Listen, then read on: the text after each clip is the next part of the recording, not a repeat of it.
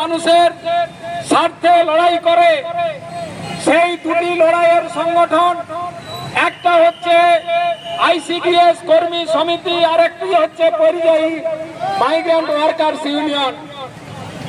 আমরা দেখলাম যে আইসিডিএস যেদিন থেকে তৈরি হয়েছে, এখানে যারা শুধু এই ডেপুটেশন দিতে এসছে এমনটা না, প্রশাসনের লোক আছে, সাংবাদিক বন্ধুগণ আছেন, এবং আমাদের মাইকের শব্দ সাউন্ডে যত দূর যাচ্ছে সবাই জানেন, বা হয়তো সবাই জানেন না যে আইসিডিএস তৈরি হওয়ার পর থেকে যে লড়াইয়ের মধ্য দিয়ে এই কর্মীরা প্রতিদিন পরিশ্রম করেন মা ও শিশুদের জন্য, অথচ তারা যে দাবি করছে যে রাজ্য সরকার এবং কেন্দ্রীয় সরকারের কাছে যে আমাদেরকে কর্মী হিসাবে স্বীকৃতি দিতে হবে, শ্রমিক হিসাবে স্বীকৃতি দিতে হবে।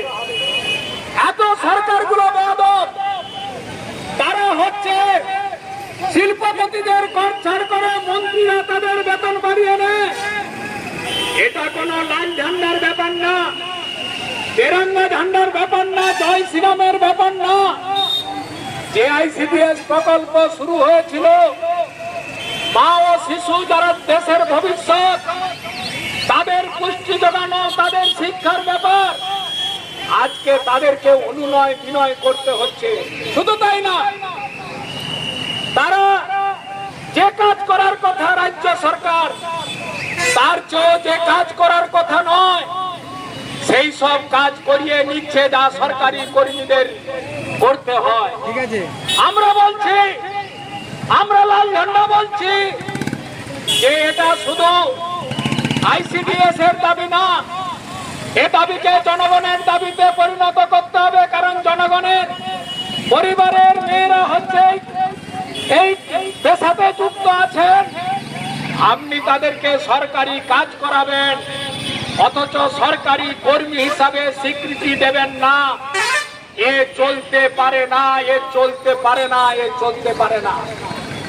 আমরা গত 9 জুলাই দেশব্যাপী ধর্মঘট করলাম।